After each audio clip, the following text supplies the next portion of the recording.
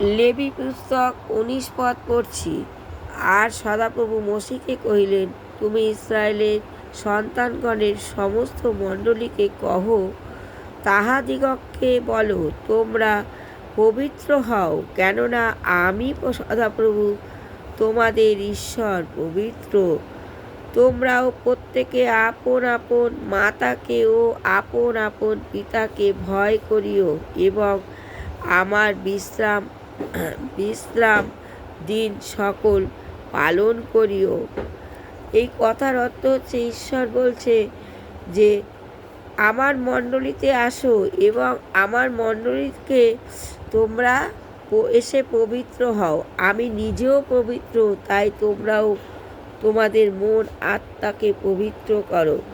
ঈশ্বর তোমাদের পবিত্র। যদি তোমরা ঈশ্বরের পথে চলো তাহলে নিজেকে ভালো করো, সুন্দর করো, আর মা বাবাকে ভালোবাসো এবং আত্মীয় স্বজন পরিজনকেও ভালোবাসো। বিশ্রাম দিনে বিশ্রাম করো। পিতাকে ধন্যবাদ, প্রভু যিশুকে ধন্যবাদ করি। আমেন।